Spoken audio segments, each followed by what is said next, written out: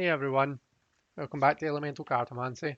Coming on today to do hopefully a very quick video to show you a playing card deck. Now this was a gift from Kristen Louise, um, really kind gift that she gave me. Gosh, it must have been near enough the start of the year. I'm sure Kristen will let me know.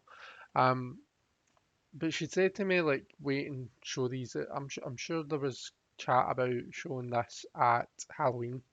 So we're coming up for spooky season. Um, This is the secure contain project Cellart Playing Cards. Um, so yeah.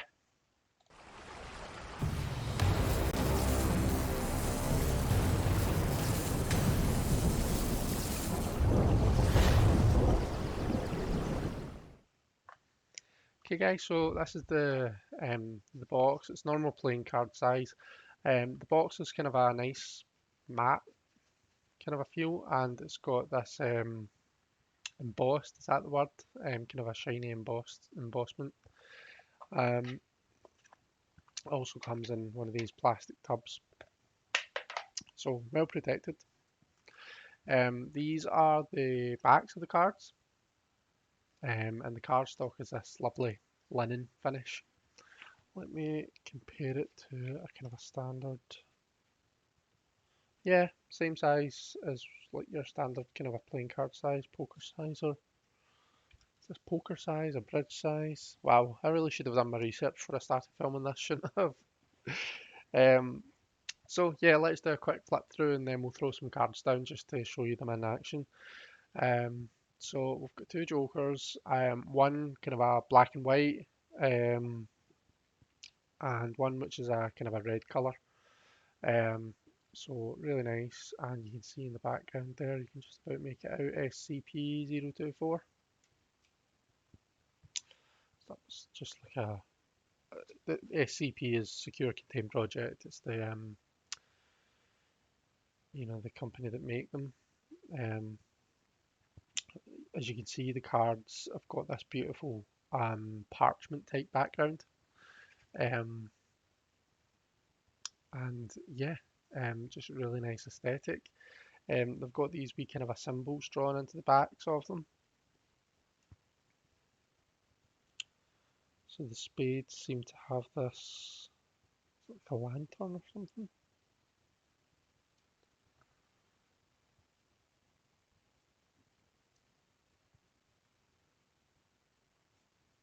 Not spades, clubs. So in all honesty, I've not used this all that much since I got it. I have used it, but just not. My playing card game has been sorely lacking lately. I keep saying to my friend Justin that we should get together and do a playing card reading live because we did a couple of those a while back and really enjoyed them. But it's probably my fault of just not getting around to actually doing it.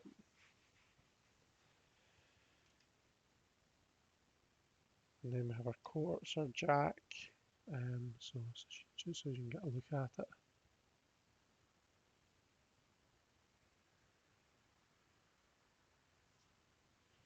Queen, clubs. You see there's a duality to the face here. And the king.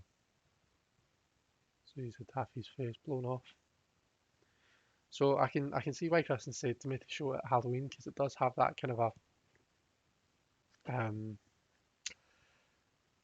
don't know, quite a sinister vibe to it, I guess. Ace of Spades. So it has a skull in the background.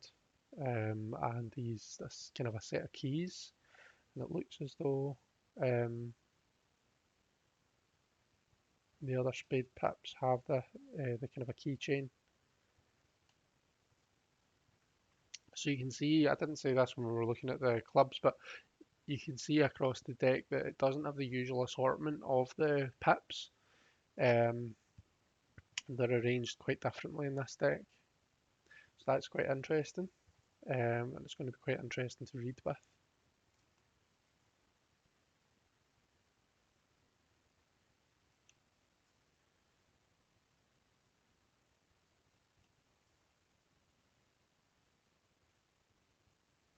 Ten of spades. Your jack. Queen. Queen seems to shove her face covered. I think her hair's just covering her face, isn't it?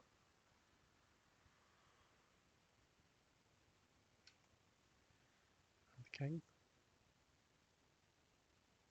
He has the plague doctor mask on.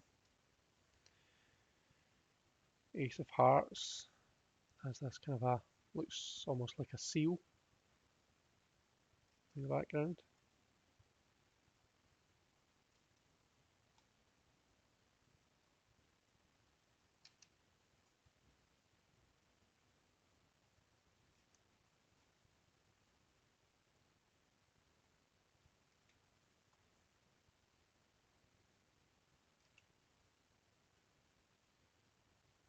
And sevens arranged in this cross shape.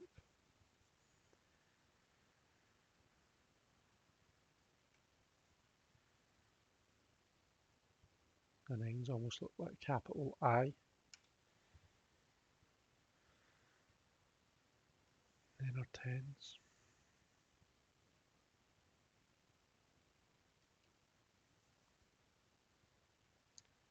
Jack. He's quite a handsome jack, but he's so it looks as though one of his eyes, or half of his face actually, is kind of peeled away, and there might be like a kind of a robot Terminator type thing going on underneath. In fact, you can see it in the whole half of his body, like he's a cyborg. Queen of hearts. King.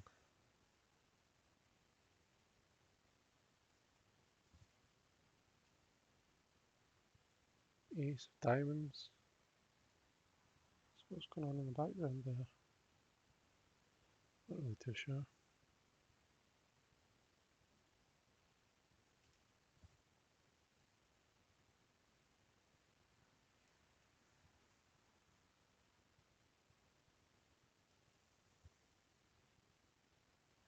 So in terms of the two jokers, my kind of a usual method for reading them, especially when one is like black and white and the other one is full colour or a particular kind of a bold colour, I tend to read them as being like the Fool in the tarot and the World in the tarot, because it's kind of like the ends of the Fool's journey, you know, like the start of the journey where he's black and white, and then he inherits, you know, all of the knowledge is shown in the colour that he inherits throughout.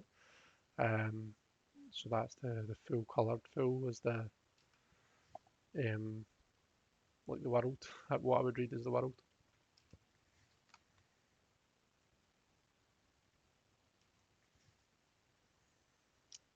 10. Jack.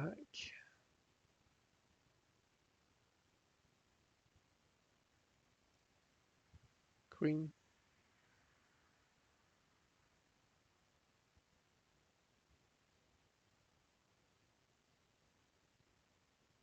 I thought there was a shadow in there, but it's actually part of the card. The King. The creepy zombie. So let's see how they shuffle. Because they're linen finish, they shuffle quite nicely. They shuffle, shuffle, and you can get a nice bridge.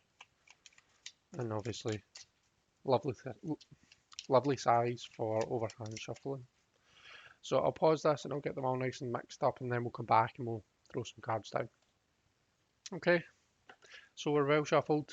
In my experience with playing cards, I don't know if it's just a psychological thing for me or if it is just generally this is how playing cards tend to work, but I find that they're better for asking or for answering your more, I don't know, just mundane, down to earth questions.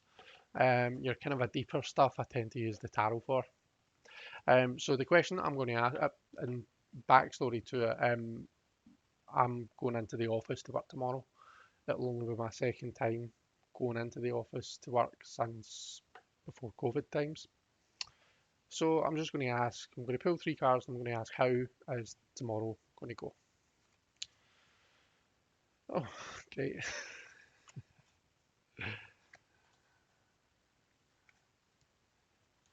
Right, okay.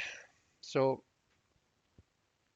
I mean, we tend to, oops, let's hang on, let's get them arranged first. So we've got the 5 of spades, we've got the red joker, which I was saying I would read as the world, and we have the 8 of clubs. Um, this is, so the 5 of spades is kind of like your 5 of swords, I guess.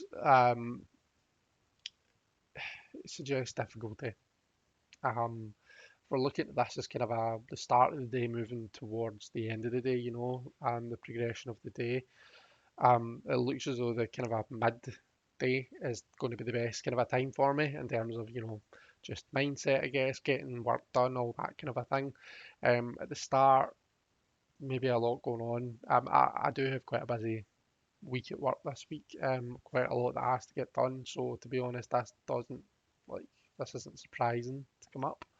Um, but yeah, maybe just having to kind of a focus on grounding myself and being mindful, I guess, and not stressing out too much.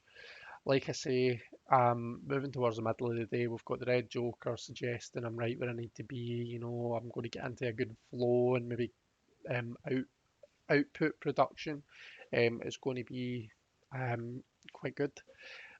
The 8 of clubs coming in at the end there. So again, that if you're thinking about numerology in terms of tarot, you're looking at momentum, you're looking at quick action. If we move more towards the numerology for playing cards, I think the eights are about collectives and clubs about work. So collectives work suggests that I'm going to be able to link in with the people around about me, because I'll be in the office and not sitting in my office alone. Um, because I'll be in the office and not sitting in my office alone. So um, in the office and work and not sitting in the office in the house alone. I'll be surrounded, maybe not quite surrounded. There's still measures in place, but I'll have people around me and I'll be able to talk, have conversations, chat about work. How like you can just grab somebody and say, "How do you do it?" Well, you can't quite grab them, but how do you do this? Like, have you got any opinion on this? Like, what's your thoughts? Whereas you can't necessarily do that quite as easily when you're working from home and everything's got to be virtual. So maybe making some good use of that in the afternoon towards the end of the day, having some really good conversations. I think is what we would see here.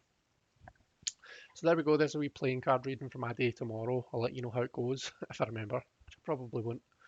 Um, Thanks very much for watching, everyone. I hope you've enjoyed this, and I shall catch you all in the next one. Bye bye.